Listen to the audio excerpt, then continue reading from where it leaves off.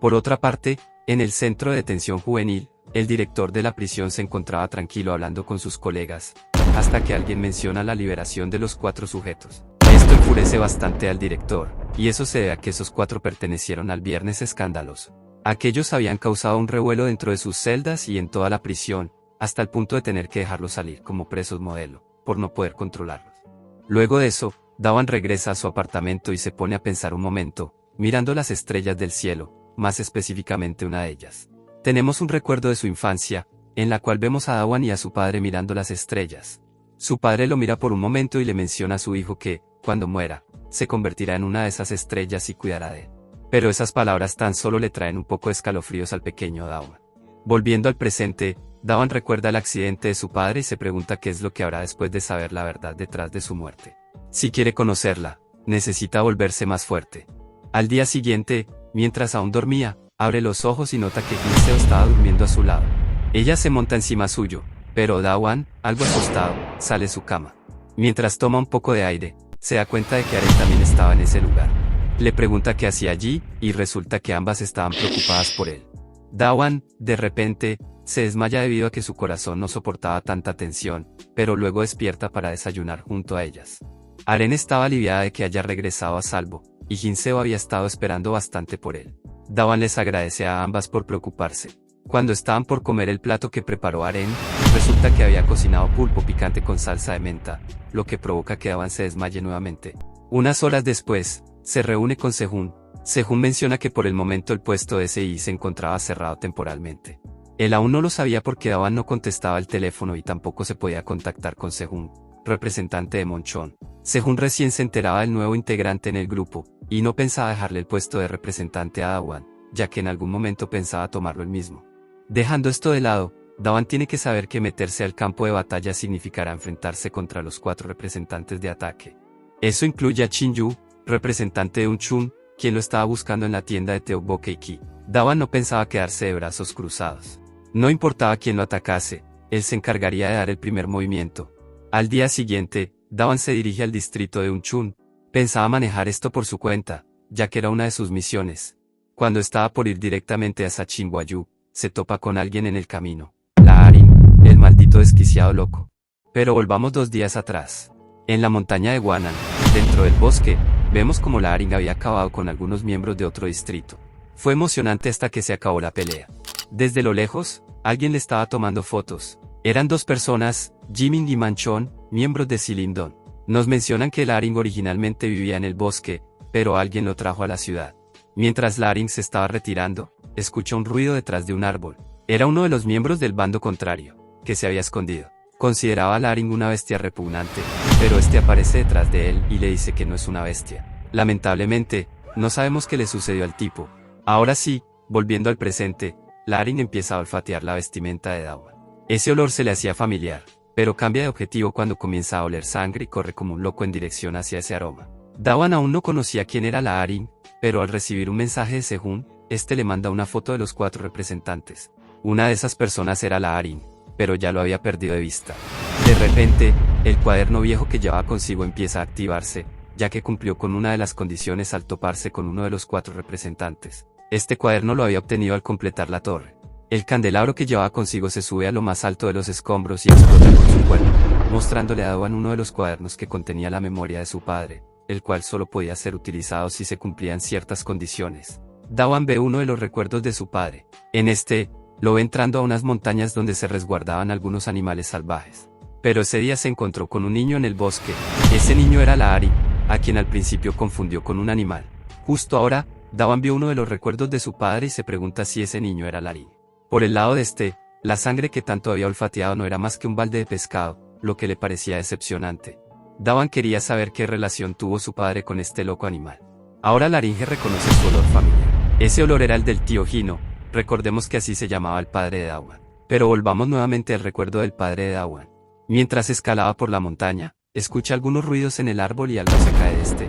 Se da cuenta que era un niño, y Hino le pregunta si estaba bien. Sin embargo, Laringe se encontraba comiendo una serpiente y se la lanza para que lo deje en paz, escapando de él. Hino lo encuentra adentrándose más en el bosque y le pregunta si vivía en las montañas, pero pensando que no podía hablar, le intenta extender la mano. Laringe, pensando que lo estaba intentando agarrar, le pide que se joda. Entonces Hino decide convencerlo de alguna u otra forma para que tenga confianza en él. Le ofrece algunas meriendas para que las tomara, ya que eran mucho mejor que comer serpientes. Laringe las toma al instante y se adentra en el bosque. Cuando Hino intenta seguirlo, se da cuenta de los cadáveres de los animales. Todos estos estaban podridos debido a que habían sido devorados por Laringe. Ahora, volviendo al presente, nos ubicamos en la sede del Consejo de Matones, precisamente en la sala de Changwol. La secretaria, quien tenía un local de acupuntura, menciona que Singwayu desapareció, quién sabe a dónde, y que Han Koul y Bujin pelearon entre sí, pero debido a otro incidente lo postergaron para otra ocasión. Por el lado de Laringe, este había destrozado 2 regiones y es considerado como el más activo de todos. Pero aparte de eso, le menciona al representante de la sede que Daban había regresado y que derrotó a 2 representantes que habían formado una alianza para atacarlo. Ella estaba sorprendida por el gran ascenso de nuestro protagonista, pero el representante de la sede se pregunta quién ganaría si Daban y uno de los anteriores representantes se enfrentaran en 1 contra 1, ya que alguno de ellos quedaría con vida. Por el lado de Yamin y Manchón, ambos estaban siguiendo a Laringe, pero lo perdieron de vista. Ahora mismo se encontraban en otra zona, volviendo a Oramae. Mientras Daban caminaba en dirección hacia su apartamento, de repente las luces parpadean y Laringe aparece detrás suyo. Lo intenta atacar por la espalda, pero ambos chocan ataques y salen volando en direcciones contrarias. Es bueno que al menos haya venido por cuenta propia. Laringe menciona recordar al padre de Dawan, y tan solo pensar en ese nombre le molestaba. Le pregunta a Dawan si él es su hijo, y qué relación tenía con él. Dawan le pregunta lo mismo, quería saber qué conexión tenía con su padre. Laringe le menciona que ese tipo quería convertirlo en una bestia, pateando este Da'at en esa posición, pero se logra proteger. Ese maldito olor le molestaba. De repente, Dawan empieza a recargar su estado de carga y, con el disparo ya cargado, le dispara con su puño. Estando en el 3er nivel, creó un agujero en la caja de basura, pero por suerte Laringe lo esquiva y le disloca su hombro, que no pudo llegar a esquivar. Dawan quería que Laringe dejara de decir cosas sin sentido sobre su padre, ya que si no lo mataría. Pero volvamos nuevamente con el pasado de Laringe. Hino fue directamente a las montañas para ganarse la confianza de Laringe. Después de muchos intentos, lo consiguió. Al preguntarle si tenía algún nombre o familia, Laringe le responde que no tenía ninguna de las dos. Hino quería saber qué tipo de vida tuvo el niño antes. Ambos hacen una parada hacia el apartamento de Hino, y Laringe memoriza la dirección de su casa. Ahora se dirigen hacia el Refugio del Sol, en el cual Laringe se podrá quedar temporalmente y hacer algunos amigos ahí dentro. Una de las niñas del refugio lo lleva a la cocina para darle algo de comer, ya que lo veía bastante delgado, pero ella accidentalmente se corta el dedo. Laringe, al sentir el olor a sangre, no se contiene y le hace algo terrible. El tío Hino, cuando apareció, lo había presenciado con sus propios ojos. Aquel niño que recogió en el bosque estaba sonriendo sin importarle lo que había hecho. Este era uno de los recuerdos que aún había visto de su padre. Le pregunta a Laringe qué clase de porquería hizo en el Refugio del Sol. Este le dice que solo hizo algo mal. Lo mismo sucede, según él, cuando uno intenta separar la basura por el medio ambiente, la culpa la tienen los humanos. Dawn esquiva el ataque de Laringe y vuelve a reiterar que lo mismo ocurre con el cambio de color de cabello e incluso los tatuajes, características que solo los humanos tienen. Dawn empieza a recibir una variedad de cortes en todo su cuerpo y Laringe le cuenta que ese día solo quiso hacer algo mal. Pero Dawn lo detiene, y sujetándolo de ambos brazos lo hace poner de rodillas y le pide que deje de hablar cosas sin sentido. Dawn extiende su pierna y le mete un rodillazo en la cara. Esas manchas eran de sangre. Al principio uno pensaría que hubo un genocidio, pero la mayoría de la sangre en el techo fue autoinfligida, o sea, que Laringe se causó daño a sí mismo, y esa sangre le pertenece a él. Lo único seguro aquí es que Laringe, al oler sangre, se convierte en una persona completamente diferente, se vuelve mucho más aterrador y fuerte solo con eso. Laringe menciona que la sangre distingue al humano de los animales, y la razón por la cual hizo eso ese día fue por una simple cosa, quería confirmar si él era humano. Hacemos un cambio de escena y ahora estamos en la secundaria Sinan, en el primer piso del vestíbulo. Los miembros de Silindom se encontraban protegiendo la entrada al siguiente piso. Dentro del cuarto oscuro se encontraba Un-sun, quien estaba buscando información acerca del Refugio del Sol. En uno de los periódicos de hace unos años se informó sobre el accidente de una niña en el Refugio del Sol, aquella niña que Laringe atacó. Un-sun estaba buscando cuál era la conexión entre Laringe y el padre de Do. ¿Es alguna coincidencia que haya pertenecido al Refugio del Sol? De repente, alguien aparece detrás de Un-sun. Esta persona era Changwol. Un-sun le pregunta cómo es que llegó hasta ahí. Claramente le dijo a sus hombres que no dejaran entrar a nadie. Ella menciona que solo los detuvo temporalmente utilizando acupuntura. Apuntó a sus nervios vitales. Solamente hizo eso, así que no era tan grave. Pero volviendo a lo principal, le vuelve a hacer la misma pregunta. Algunas agujas van en dirección hacia él, y sometiéndolo más de cerca le pregunta por qué está investigando acerca del refugio del sol sin que nadie lo sepa. Hacemos otro cambio de escena y nos ubicamos en el almacén de congelación de la antigua casa del cultivo del distrito de Nanyang. Ahí dentro, 5 personas estaban reunidas. Después de que los 5 distritos fracasaran en su misión, perdieron aliados en gran medida. Es por eso que los nuevos suplentes de aquellos distritos serán el nuevo reemplazo. Este sujeto con máscara de gas es el reemplazo del representante de Nanyang, y este otro es el reemplazo del representante de Seoul. Aquel con cicatriz es el reemplazo de Nayeon, el de los dados es de Young, y por último, quien utiliza una mascarilla en los ojos, es Daeyeon. Ahora mismo se encontraban discutiendo por el modelo de ganancias. Como tenían pocos recursos, aprovechan el anuncio del ataque hacia otros distritos para ganar un modelo de ganancias y hacerse dueños de ellas. Es por eso que atraparán la mayor cantidad de distritos posibles. Para lograrlo, primero debían apuntar a uno de los grandes, y la primera persona sería Seonhae, ya que lo consideraban como el más poderoso de toda Corea. Es un depredador que no se puede describir con solo palabras. La segunda persona que debería ser atacada es alguien que estuvo mostrando su cara al exterior, y esa persona es Cheon-wol. Su fuerza no se describe solo por el peso ni por su género. La razón por la que es fuerte son las armas que lleva consigo, que contienen un veneno letal para los humanos. Existen 750 puntos vitales en los seres humanos, pero solo 50 de ellos son mortales. Sin importar cuántas personas se enfrenten contra ella, sería una muerte instantánea. Ella es conocida por atacar de manera silenciosa. A Cheon-wol la llaman la luna azul tranquila. Ahora sí, volviendo al presente, ella siente una sensación de peligro, así que mantiene su distancia. Ian le confiesa que solo estaba buscando la verdad. Cheon-wol le pide que deje de hacerlo, ya que solo se metería en graves problemas. Ian no se detendría hasta saber qué relación tiene el refugio del sol con la sede del Consejo de Matón. Lo que aún queda en este mundo son los documentos relacionados al refugio. Alguien se encarga de desaparecerlos gradualmente, y eso tiene algo que ver con la sede central. ¿Quieres saber lo que están intentando esconder?, pregunta. Ian la sujeta fuertemente, y Cheon-wol se abstiene de darle información. Entonces, con una de sus agujas, se la lanza hacia el ojo, pero la esquiva rápidamente. Ella saca más agujas de su bolsa, y Yansung prepara su puño. Pero antes de chocar sus ataques, le pregunta si está haciendo esto por órdenes del cuartel general.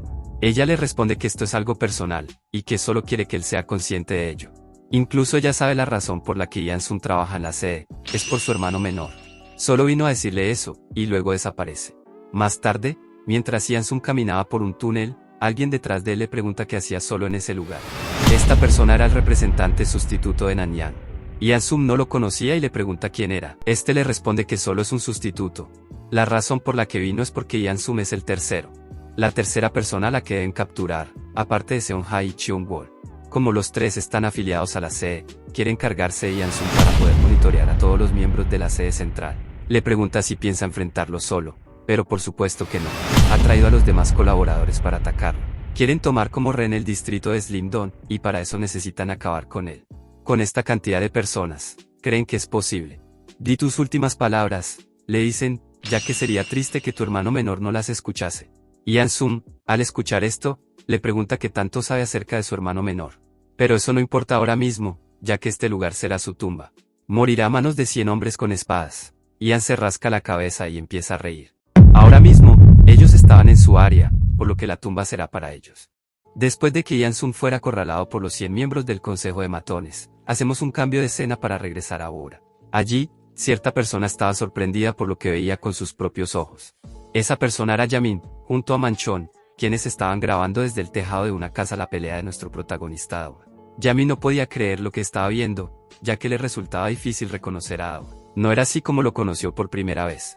Su forma de pelear había cambiado bastante. Se había vuelto mucho más fuerte. Se preguntaba si era la misma persona con la que peleó. Manchón también se hacía la misma pregunta.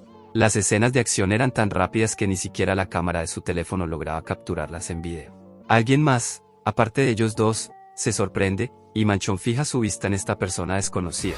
Esta persona no esperaba que ambos estuviesen peleando, refiriéndose a Dawan y a Laringue, y a la vez se encontraba algo asqueado al ver manchas rojas por todas partes. Se pregunta si aquellas manchas eran sangre. Jamin le pregunta a este sujeto desconocido si acaso no está viendo que ambos están filmando una película de prueba. Manchón le pide al desconocido que no moleste y siga su camino. El sujeto les dice que solo está deambulando de un lado a otro sin rumbo fijo cerca de allí, para poder ver desde una mejor vista la sangre que desbordaban ambos sujetos mientras la luna brillaba en medio de la noche. Dawan se pregunta por qué, si su ataque era efectivo y tocaba a su oponente, Laringe no se sentía agotado después de perder una gran cantidad de sangre. ¿Acaso no se sentía cansado al menos? Laringe le pregunta a Dawan si eso era todo su poder. Quiere que ambos continúen peleando hasta el amanecer. Dawan se da cuenta de que cada vez que Laringe salía dañado, se volvía más fuerte. Laringe se estrella contra una de las cabinas de seguridad y le dice a nuestro protagonista que desea sacarle toda la sangre. Corre hacia él y de un mordisco le muerde el brazo a gran velocidad, logrando sacarle gran parte de su carne, aunque mayormente fue rojo. Laringe, desde la espalda de nuestro protagonista, le pide disculpas. Se disculpa repetidamente, y es porque el olor a sangre que había en todo este lugar, el color rojo que veía en sus ojos, y el hecho de tocarlo con sus propias manos, incluso sabiendo que era un humano, lo volvía completamente loco con solo sentirlo. Dawan no entendía por qué Laringe actuaba de esa manera y lo llama maldito enfermo mental mientras lo golpea en el estómago. Le pregunta por qué estaba tan obsesionado con los humanos como para continuar delirando de esa forma. Volvemos a un recuerdo del refugio del sol. Aquel Laringe, como el menú que Hino le ofrecía, podía comer lentamente si deseaba, ya que había mucho más para poder compartirle. Laringe se queda en silencio por un momento y le pregunta a Hino si quería saber por qué razón vivía en las montañas. Hino, algo entusiasmado, decide escucharlo, ya que eso era lo que buscaba, ganarse la confianza de Laringe para poder ayudarlo. Le cuenta que se escapó de casa porque su madre había sido diagnosticada como enferma mental y lo trataba como a un animal, y es por eso que se fue a vivir al bosque con el objetivo de buscar libertad, de vivir como un ser humano y no ser tratado como un animal.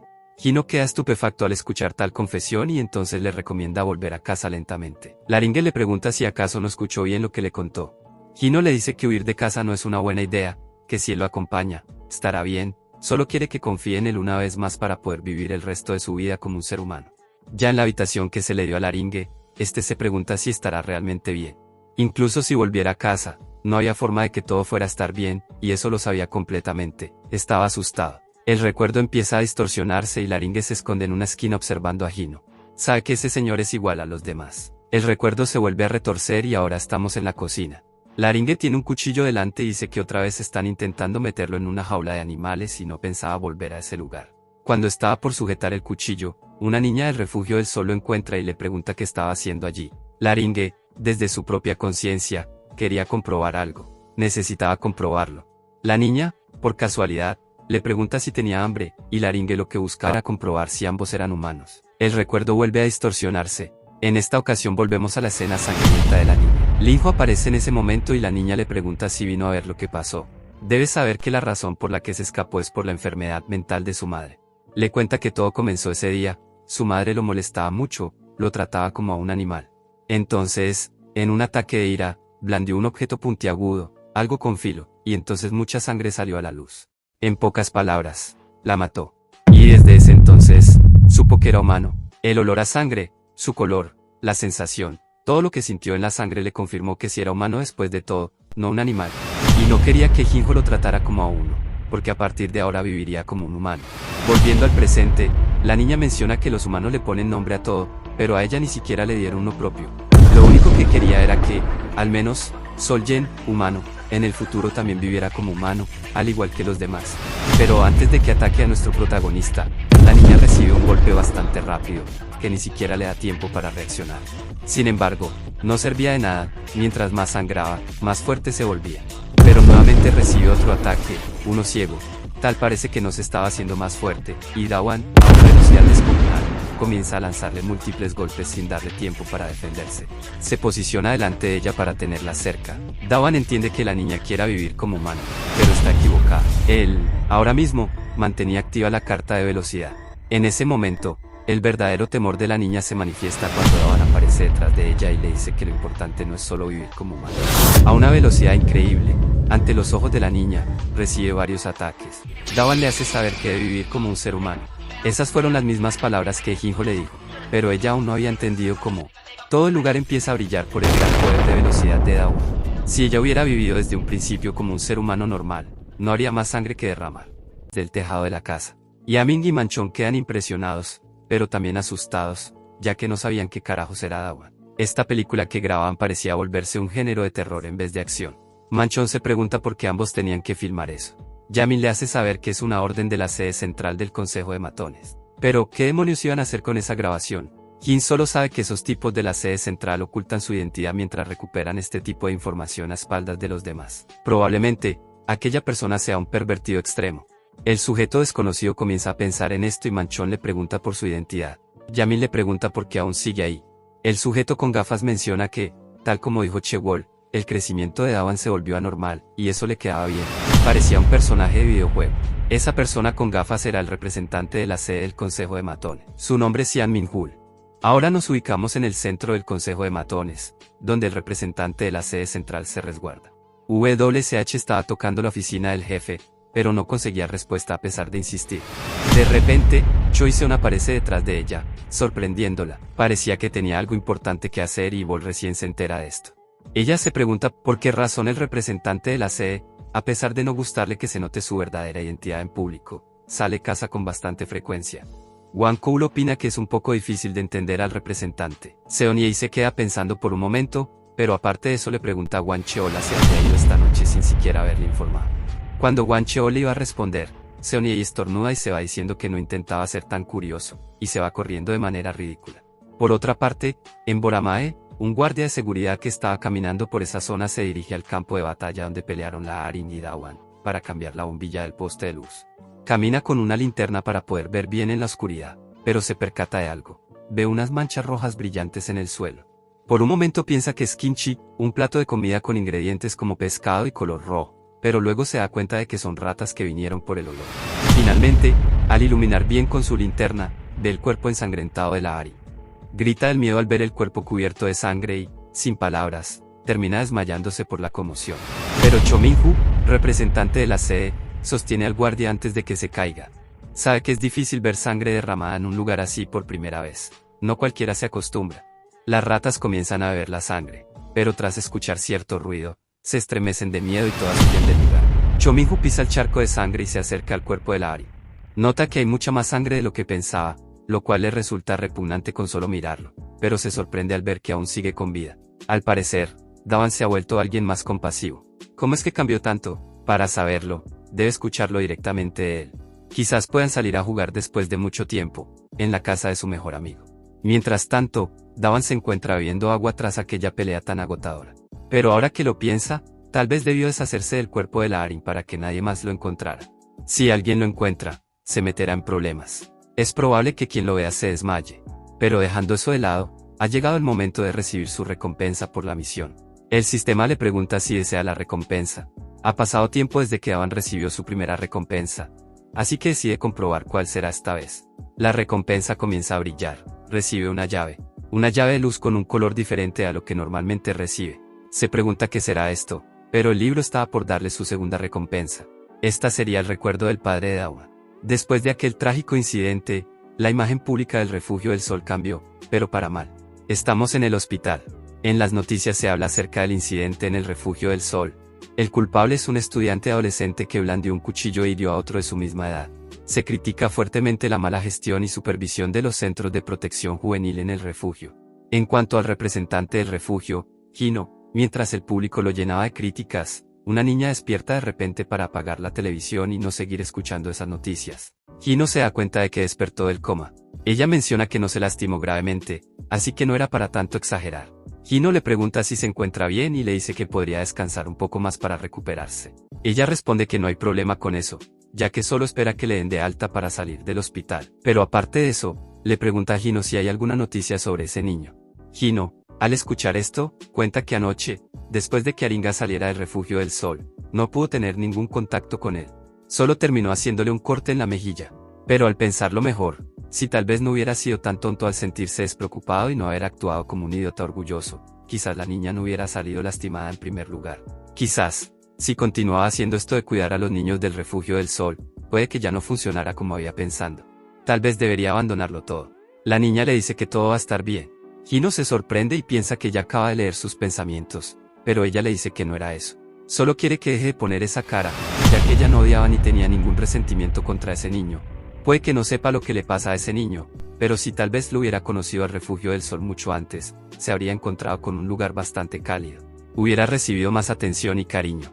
Solo le faltaba eso para haber cambiado, ¿no lo crees? Así que por eso quiere que ambos vuelvan rápidamente al refugio, también para poder continuar ayudando a los niños del lugar.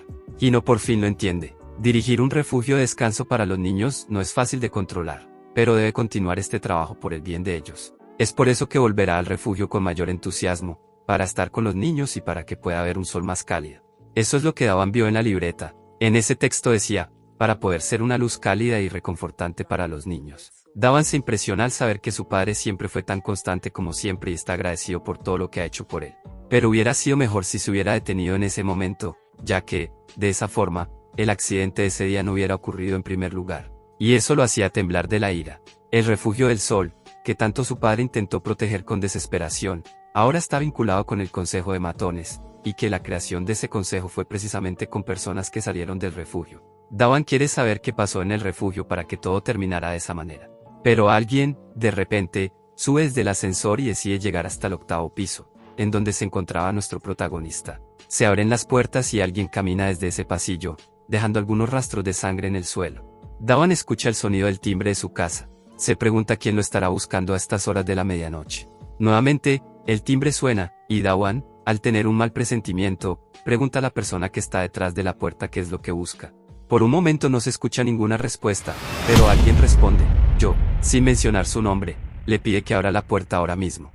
Al escuchar aquella voz detrás de la puerta, siente que ya la ha oído antes. Gira la manija de la puerta y la abre cuidadosamente para saber quién está allí. Vemos una figura más grande que el protagonista. Al verlo, pone una cara de asombro. Aquella persona que tocó la puerta lo deja sin palabras.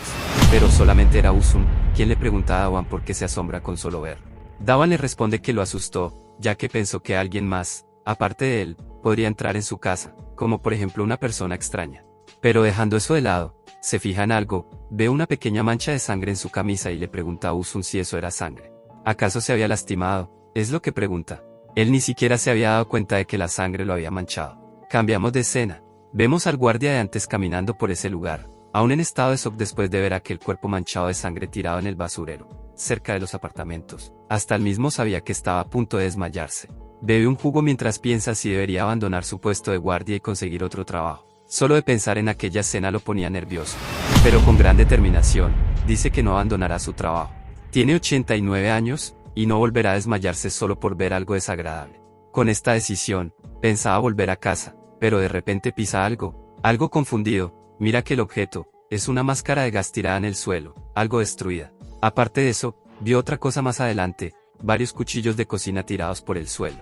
Y no solo eso, también se encuentra con más de 100 cuerpos tirados, con manchas de sangre por todas partes, el concreto agrietado y destrozado, y algunos cuerpos amontonados en un solo lugar mientras se desangran. La persona que causó esto fue El guardia empieza a agitarse por la escena y, al no poder soportar más la situación, se desmaya por segunda vez en medio de la calle.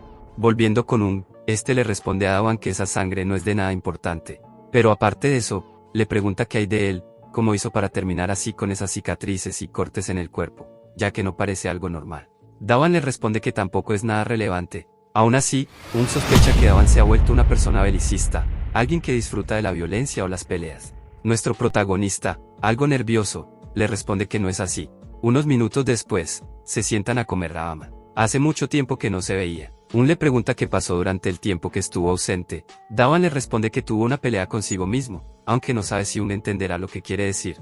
Continúa llamándolo belicista, y Dawan le insiste que no lo es. Aparte de eso, Dawan le pregunta qué ha estado haciendo. Este le responde que ha estado investigando acerca del refugio del sol. Dawan, al escuchar esto, se lo toma en serio. Le menciona que ha estado indagando mediante noticias, periódicos, documentos e imágenes. Ha buscado todo lo que puede encontrar, pero como se esperaba, no hay mucha información. Dawan le pregunta si es por la razón que mencionó anteriormente. La razón es aquella conversación que ambos tuvieron, en la que decidieron investigar sobre el refugio del sol. Le menciona que ni dentro ni fuera de internet encontró algo relacionado al refugio. Es como si alguien hubiera borrado deliberadamente toda la información, y supone que ese alguien pertenece a la sede del Consejo de Matones. Dawan, al escuchar que esa persona podría estar en la sede, le pide que espere un momento para resumir toda la información que tienen hasta ahora. El Consejo de Matones fue creado a partir del Refugio del Sol, y la sede central está tratando de esconder toda la información relacionada con el refugio.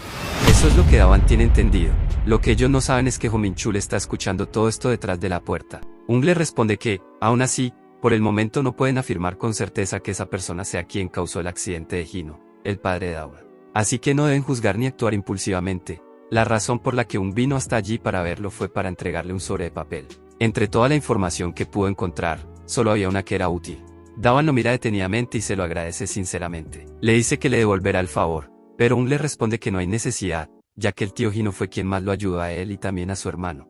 Dawan recién se entera de que Un tenía un hermano, entonces Un recuerda lo que le dijo Hwang Ko-ul. Si seguía investigando acerca del refugio del sol, no solo estaría poniendo en riesgo su vida, sino también la de su hermano. Es por eso que, de ahora en adelante, Eun no podrá continuar ayudando a Dawan con la investigación. Así que espera que Dawan tenga cuidado. El protagonista toma en consideración estas palabras. Kim Chul, que había escuchado toda la conversación, comenta que de alguna manera lo hacen ver como un marginado, alguien fuera de la conversación, y eso lo molestaba. Quería sorprender a Dawan después de mucho tiempo, pero parece que tendrá que hacerlo en otra ocasión. Tal vez hoy no le vayan a dar una bienvenida, así que decide retirarse por ahora. Seguramente se volverán a encontrar pronto, y no puede esperar a ver la expresión que pondrá para ese entonces. Se retira y se va en el ascensor. Días después, nos ubicamos en la oficina del distrito de Seúl. Una trabajadora pide que pase la siguiente persona. Dawan es quien toma asiento, y la chica le pregunta qué lo trae por allí. Dawan primero menciona que sabe su nombre, Kim Jena. Ella queda algo confundida por su afirmación. Por otro lado, Boo-jin, representante de Nanguk, es informado de que Laringe ha muerto. Él pregunta quién lo hizo, y le mencionan que fue Dan. Volviendo con el protagonista, este le entrega a Kim Jena el sobre de papel que le dio Eun. Le pide que hable con él solo por un rato. Quiere hablar acerca del refugio del sol. Dawan, al haberle entregado el sobre, le pregunta si fue parte del equipo voluntario del refugio del sol, ya que en la hoja se menciona eso. Kim Jena le pregunta cómo lo sabe. Dawan estaba a punto de decirle que era el hijo de Jin Ho, pero simplemente le muestra una foto de su padre y le dice que es su hijo. Kim Jena, algo temblorosa, se queda sin palabras, ya que no había escuchado ese nombre en mucho tiempo. Ya a solas en la oficina, Kim Jena se inclina y le pide disculpas por alguna razón extraña. Ella realmente no sabía que él era su hijo. Dawan solo tenía pensando ir a verla porque había obtenido información que decía que ella tuvo alguna relación con el refugio. Kim Jena le dice que si hubiera sabido que Jin Ho tenía familia, no habría hecho lo que hizo. A Dawan le parece extraña esta reacción y le pregunta a qué se refiere. Kim Jena le responde que debió haberse vuelto loca en ese entonces para haber hecho eso. Dawan por un momento piensa que ella tiene algo que ver con el accidente de su padre, pero la realidad es que, desde los ojos de Kim Jena, Jin Ho era completamente atractivo. Esto es algo que Dawan no entiende al principio, pero luego se explica más a detalle que a Kim Jena le gustaba el padre de Dawan, aunque no sabía que estaba casado. Piensa que Dawan fue a verla para reclamarle algo sobre ese amorío y, en su desesperación, está dispuesta a lanzarse del edificio para que Dawan se sienta mejor después de verla muerta. Obviamente, Dawan no vino para hablar de eso ni para recriminarle nada. Kim Jena sabía que si saltaba desde esa altura, moriría con total certeza, y decía que lo haría para expiar sus pecados en esta vida. Pero Dawan le pide que se calme.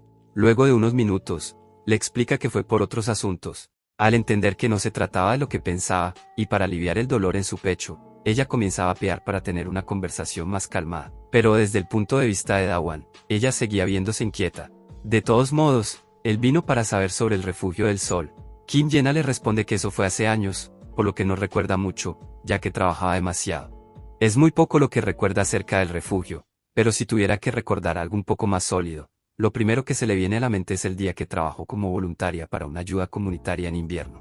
Ese día fue cuando por primera vez conoció a su padre. Dawan le pide que deje de hablar tanto de su padre. Todo esto ocurrió hace años atrás cuando la nieve caía como cenizas de carbón. Ella, en ese entonces, tenía 20 años y estaba a cargo de los recursos necesarios para las organizaciones voluntarias. El padre de Dawan era uno de esos voluntarios y cuando la encontró, le preguntó si era una de las empleadas de la oficina del distrito.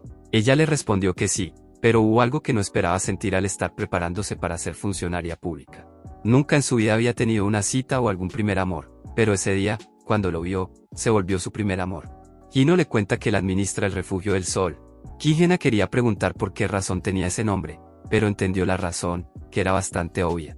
Hino era ese sol brillante del refugio y ella se enamoró a primera vista. Cuando le estaba confesando su amor, de la nada alguien grande y robusto los interrumpió para que se abrieran camino, ya que quería pasar. El ambiente era bastante agradable hasta que ese chico grande del barrio arruinó la atmósfera. Su nombre era Boo-jin, pero lo más importante no es eso. Ahora mismo le estaba por contar a Dawan que iba a confesar su amor, pero Dawan, en ese momento, le interrumpe su historia. Kim Jena se molesta ya que estaba en la mejor parte. Dawan la interrumpe cuando escucha acerca de Boo-jin. Kim Jena le responde que ese nombre era único. Dawan recuerda haber escuchado ese nombre por parte de Sion, uno de los 4 anteriores representantes del consejo. Kim Jena se le acabó el horario de descanso y tenía que regresar a su oficina de trabajo. Dawan empieza a suponer que Boo-jin tiene algo que ver con el refugio. Por otra parte, en un gimnasio, Bugin se encontraba haciendo sentadillas con peso. Al haber acabado con la última repetición, suelta la barra, agotado o algo por el estilo. Toma un tarro de proteína en polvo, lo llena con agua y mientras lo empieza a sacudir, menciona que el día de hoy solo hay personas que no ve habitualmente en el gimnasio. Mientras bebe la proteína, confirma que aquellas personas no son miembros nuevos en este lugar, por lo que al parecer todos empiezan a fijarse demasiado en él. Uno de ellos analiza la barra de peso que utilizó Bugin para hacer sentadillas. Mientras esa persona carga la barra con un solo brazo, le pregunta si este era un nuevo material, ya que era tan ligero que sería perfecto para lanzarlo. Esa persona con gafas se nos presenta como Choi Ha-kyu, representante de Son. Sujeta la barra con dirección hacia Bugin y se la lanza para que compruebe lo ligero que se siente. Al lanzarla con máxima potencia, pone una sonrisa maquiavélica pensando que lo ha lastimado, pero la realidad es diferente. Bugin le responde que hoy es un día de hacer ejercicio con bajo peso y más repeticiones, pero hay algo que quiere avisarle con anterioridad. Quiere que el gimnasio sea de otras personas, a menos que quiera ser destruido también. Y se lo demuestra mientras aplasta la barra hacia el suelo. Yukio se ríe al darse cuenta de que Bugin tiene un doble estándar. Empieza a culpar a Bugin por destruir todos los distritos del consejo. Por culpa suya, el presupuesto del consejo tiene que gastar todos los recursos para reconstruir esas áreas. Bugin le menciona que es por la guerra. La situación actual del consejo es guerra. Irónicamente, la guerra existe para la paz. Lo mismo será en esta lucha por el bien de la paz, deberá ser un sacrificio. Mientras tanto, Dawan cumple con las condiciones para realizar la siguiente misión. La misión se empieza a desarrollar y, volviendo al gimnasio, Bugin les dice a todos los chicos que los destruirá y los aplastará antes de que todos puedan recuperarse. Todo esto lo hará por la paz. La siguiente misión de Dawan es derrotar al pacifista de Bugin. En otro cambio de escena, estamos en el vestidor de mujeres del gimnasio. Aquí, una chica se encontraba posando para tomarse una selfie de su cuerpo y esta foto la publica en su Instagram. Ella ve que la foto salió bien y lo que colocó en la descripción de su foto dice algo acerca de: soy la única que hace ejercicio para poder comer. Luego de eso, sale del vestidor y se pregunta si debería de trabajar la parte inferior de su cuerpo el día de hoy. De repente, se topa con un tarro de proteína en el suelo.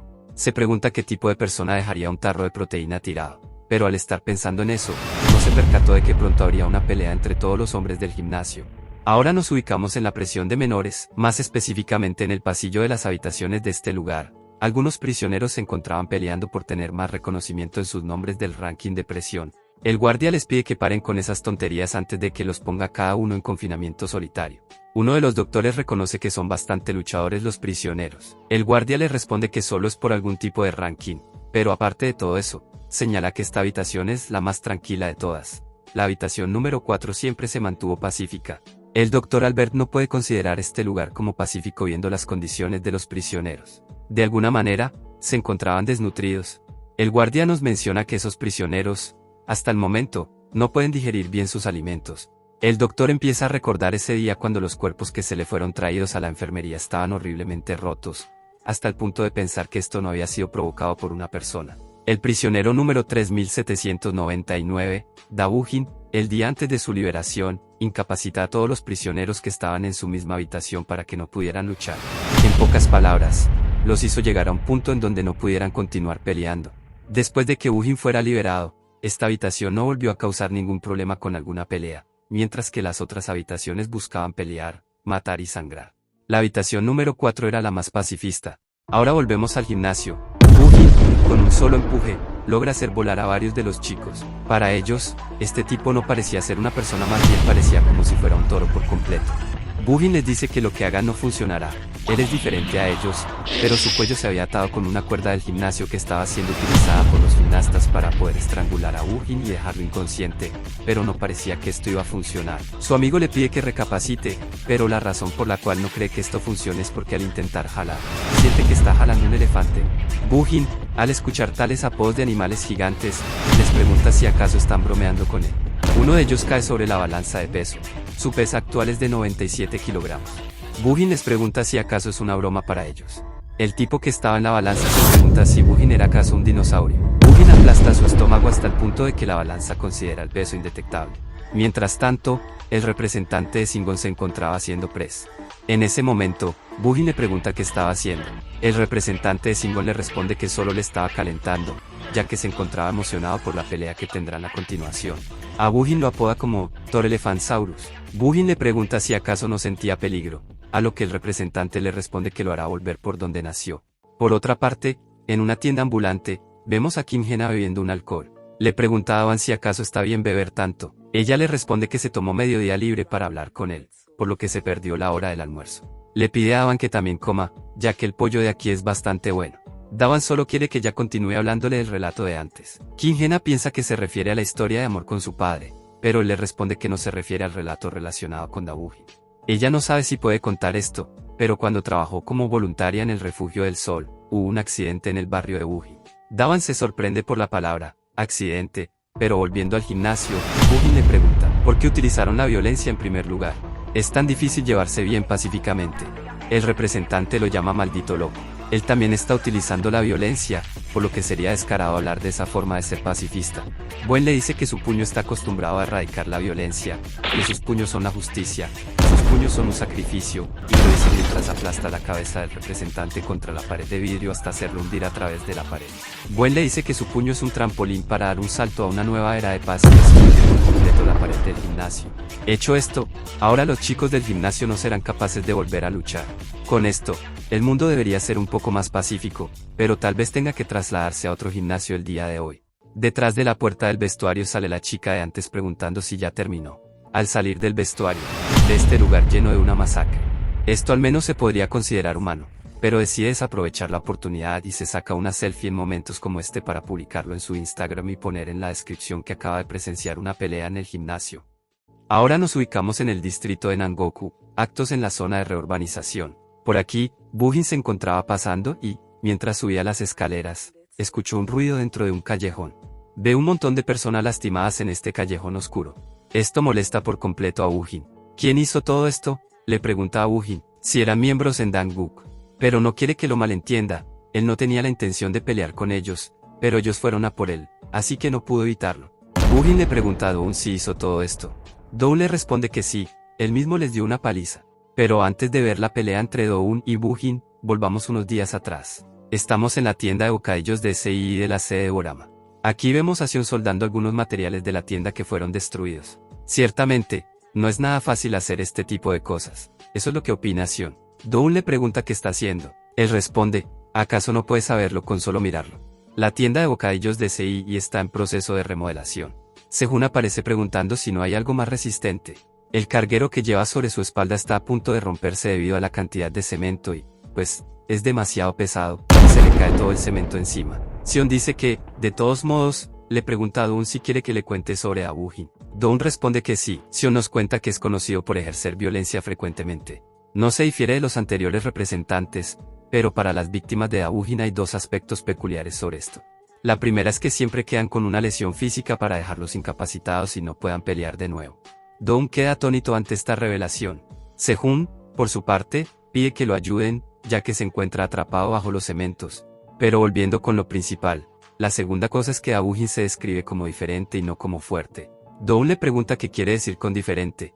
Sion responde que, la verdad, ni ella misma lo sabe. Sehun continúa pidiendo que lo ayuden. Entonces, Doun no tiene más opción que averiguarlo personalmente. Sehun pregunta si hay alguien por ahí. La misión de Doun es derrotar a Bujin. Volviendo al presente, Dawan le dice a Bujin que no pensaba pelear con esos tipos para nada.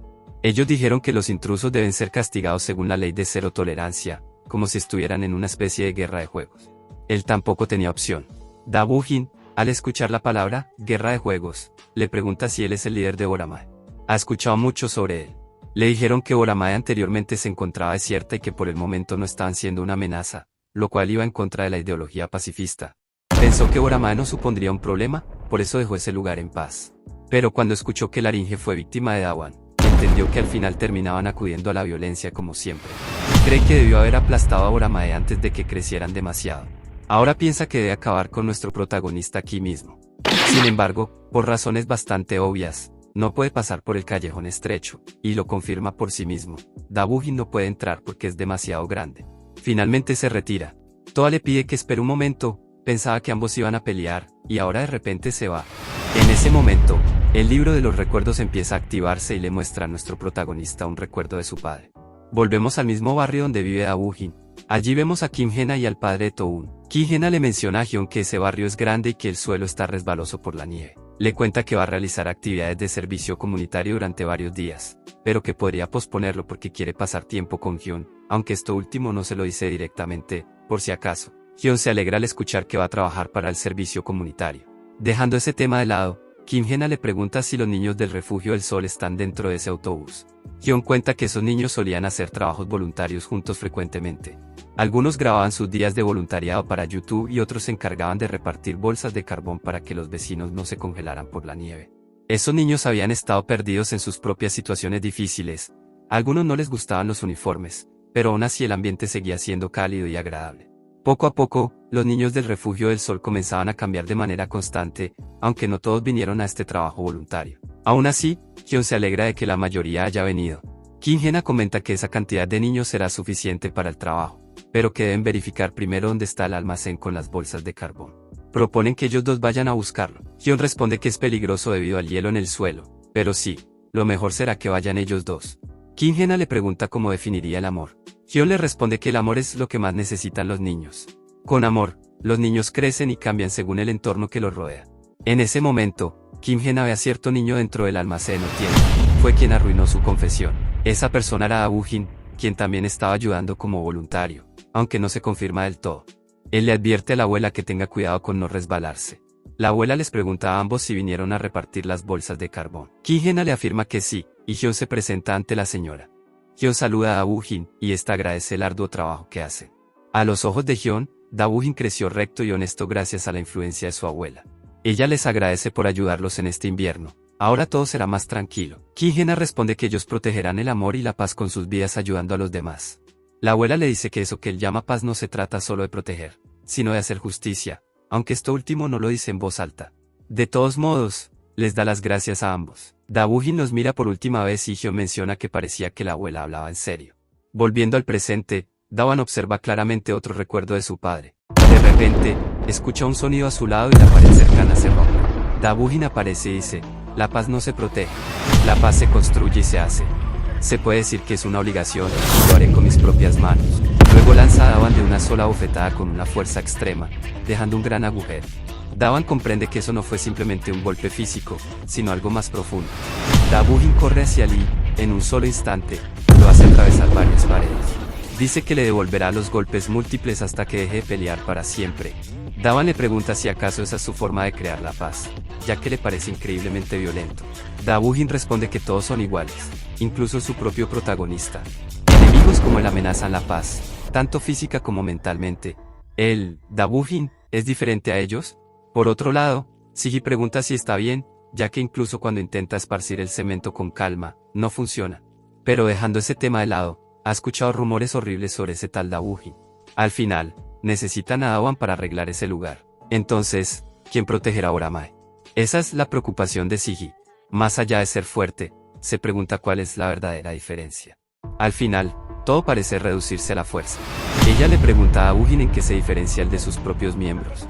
Da-Woo-jin responde que la justicia sin poder es incompetencia, y el poder sin justicia es violencia. El suelo se agrieta y Da-Woo-jin lanza su puño contra Da-wan, diciendo que él es diferente a los demás. Da-wan responde con una patada y le dice que eso ya no importa. Luego pone su puño contra su pecho y activa el asterisco puño aturdidor asterisco, lanzando a Da-Woo-jin contra el suelo con extrema potencia. Lo único que distingue a nuestro protagonista de los demás es que están en la misma página. Él también piensa igual. No es diferente a ellos. Cambio de escena. Ahora estamos en la provincia de Gyeonggi, en la ciudad de Yenjeon. Conocemos a cierta persona que nos menciona que hubo un ataque repentino durante una reunión del grupo de matones en el distrito de Gwanak, conocido como el Viernes Escandaloso. Este es ese día, y estas son las huellas que dejó Da-Woo-jin en el campo de batalla. Un sujeto de cabello verde menciona que, de los 4 que invadieron Hyang, en particular la persona llamada Da-Woo-jin fue extremadamente despiadada. Todos los miembros que se enfrentaron a él en esa pelea quedaron discapacitados. Dicen que, incluso cuando suplicaron por sus vidas prometiendo que no volverían a ejercer violencia, Da-Woo-jin no mostró clemencia. En lugar de confiar, los dejó en ese estado. Volviendo a la pelea con Da-wan, Da-Woo-jin le dice que, haga lo que haga, no podrá vencerlo. Cree que solo está ganando tiempo. Pero Da-wan lo sujeta del brazo y le da una patada descendente en el pecho. Le dice que no está ganando tiempo, que no tiene intenciones de eso. Luego activa su habilidad de velocidad y empieza a moverse ágilmente. Sin embargo, en cierto momento, Da-Woo-jin lo sujeta de la cintura. Da-Woo-jin le dice que es muy predecible, Ese maldito enfermo mental obsesionado con la sangre probablemente se dejó golpear intencionalmente por Dawan solo por diversión.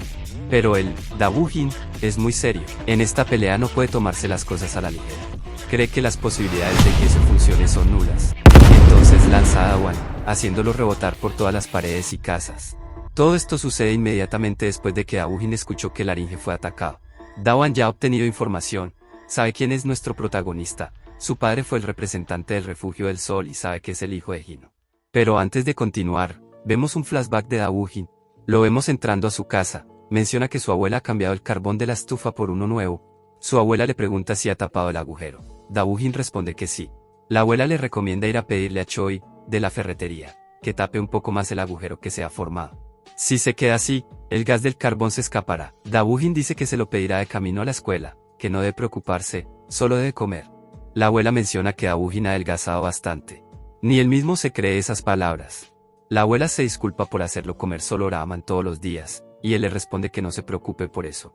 Al final de cuentas, termina comiéndose la mitad de toda la comida escolar. La abuela menciona que no tiene dinero ahorrado, y que en la edad en la que uno está creciendo siente culpa y vergüenza por no poder ayudar a su nieto. Dabujin, al escuchar esto, menciona que está orgulloso de su abuela. En medio del caos de la guerra, con balas volando, escapó hacia el sur llevando a su madre sola. Así es como Dabujin ha sido criado hasta ahora, por su abuela, y es por eso que no quiere que ella diga que lo siente. De repente, alguien pregunta si hay alguien en casa. Son los voluntarios del Refugio del Sol, que vinieron a entregar algunas bolsas de carbón. Pero al ver a Dabujin, se sorprenden por lo enorme que es. Volviendo al presente, Dabujin menciona que debió haber aplastado a todos en ese momento. Dawan vuelve a levantarse. Dabujin le pregunta qué hay entre él y el Refugio del Sol, pero de repente nota algo extraño, algo difícil de describir con palabras. Se soba los ojos y vuelve a observar. Esto es algo que solo nuestro protagonista puede ver. Una luz apunta hacia una casa y un evento repentino aparece. Debe alcanzar la luz, solo tiene un límite de 3 minutos. Recibirá una penalización si no lo logra dentro de ese tiempo. Es algo completamente inesperado. Dabujin le pregunta por qué se distrae. El protagonista esquiva el ataque justo a tiempo. Dawan le pide una pausa por un momento, ya que solo tiene 3 minutos y hay una penalización si falla en este evento. Dabujin le pregunta si está bromeando. Dawan no entiende por qué aparece un evento en medio de esta pelea. Le quedan 2 minutos con 39 segundos. No le queda más remedio que ir hacia ese lugar. Empieza a correr por todo el vecindario. Aún estaba lejos, y solo le quedaban 49 segundos. El tiempo era más corto de lo que pensaba. De repente, una pared a su lado se destruye. Dabujin dice que conoce bien la topografía del lugar, y por más pequeño y rápido que sea Dawan, en comparación con él, no puede escapar de su control. Dawan esquiva utilizando el descenso del halcón, pero el sistema le dice que la activación de su habilidad ha sido cancelada. Eso es obvio, Dawan no tiene intenciones de pelear ahora mismo. Necesita llegar a esa casa. Ya falta poco. Quedan 23 segundos. Solo un poco más. Dabujin llega al lugar y se pregunta si Dawan se habrá escondido en algún rincón. Dentro de la casa, Dawan llega al punto de encuentro. Esa puerta blanca está brillando. Logró completar con éxito el evento. Puede utilizar la llave blanca en ese momento. Esta llave blanca es la recompensa que obtuvo al vencer a Laringe, lo que significa que ahora puede abrir esa puerta. Si en medio de la pelea apareció este tipo de evento, es porque debe haber una razón detrás de ello. ¿Qué es lo que habrá dentro? Eso lo comprobaremos rápidamente, e ingresa a la puerta. Estamos en Gyeonggi, de la ciudad de Annan. Vemos nuevamente al tipo de antes, quien menciona lo del escandaloso viernes. En ese tiempo, la razón por la que Annan perdió es simple, nuestros 3 sectores estaban en guerra civil entre ellos. Con el ataque sorpresa estratégico de Gwanak aprovechando esa brecha, no había más remedio que ser derrotados sin poder hacer nada. La chica frente a él pregunta si eso es el destino, algo que parece repetirse justo ahora. El distrito de Gwanak también está como ellos en ese entonces, peleándose entre sí. Serán fáciles de devorar. El de la chaqueta de tigre menciona que ahora nuestra Hang está completamente unificada como una sola organización. Es hora de anunciar el comienzo de la venganza. El año de Gwanak, desde hoy, será completamente derrotado. Todos los miembros de Hang van a intervenir ahora mismo en la batalla. Hoy mismo, matarán a todos. Conocida como la ciudad de la felicidad de los inteligentes, la ciudad de Anhan tenía, sin embargo, jóvenes problemáticos que no eran ni inteligentes ni felices. Estos vivían al borde de la oscuridad, y en ese borde estaban formando un gran poder. El distrito de Gwanak era cercano a la ciudad de Anhan, y debido a esto, hubo una disputa de intereses entre estas dos fuerzas. Estas disputas ocurrían con mucha frecuencia, y la tragedia que marcó todo fue conocida como el Viernes Escandaloso. A partir de ese día, las pandillas de los jóvenes problemáticos de Anhan comenzaron a dar un giro en la historia. Kim Jena estaba viendo este documental en su teléfono. Sin embargo, dejando esa noticia de lado, menciona que debería cambiarse de shorts y se pone a ver otro documental, esta vez sobre una bola de boliche chocando contra Marte. Ahora nos ubicamos en la habitación de Kim Chong-bol, quien estaba asociada a la sede de los matones. Ella se encontraba cosiendo de manera tranquila, utilizando hilo y aguja. Alguien frente a ella menciona la palabra erizo. Era Choi Se-ai, quien estaba formando un erizo con una bandeja llena de agujas. Pero, en una de esas, por accidente se clava una en el dedo. Chong-bol no le dice nada, pero le pregunta por qué está en su habitación. Se-ai responde que le aterra estar solo. Chong-bol le menciona que últimamente lo ve muy tenso. Se están produciendo muchas peleas aquí y allá en el distrito de Gwanak. Se-ai pregunta si acaso todos van a morir y ella se quedará sola en el mundo. Chong-bol continúa cosiendo y menciona al insecto mariposa. Durante el proceso de metamorfosis de la mariposa, desde la etapa de pupa hasta que se convierte en adulta, se encuentra en su estado más vulnerable. Para crecer, es necesario pasar por riesgos. Lo mismo ocurre con las pandillas actuales. Se-ai se pone a pensar al escuchar la palabra riesgo. De repente, escucha el sonido de un ladrido de perro. Era la alarma del celular de Chong-bol. Se-ai pregunta qué es ese sonido peligroso. Chong-bol responde que es solo una notificación de su móvil. A Se-ai le dan escalofríos, simplemente ya no estaba acostumbrado a escuchar esa alarma. Al revisar la notificación, Chong-bol le dice a Se-ai que es hora de irse. Es una llamada del director del Hospital Universitario de Gwanak, del Hospital General de Seúl, del Centro Médico de Corea y del Hospital Nacional de Corea. La guerra entre los grupos se está llevando a cabo en varias partes de la Asociación de los Matones, y debido a eso, el número de heridos está llenando los hospitales ubicados en el distrito de Anak.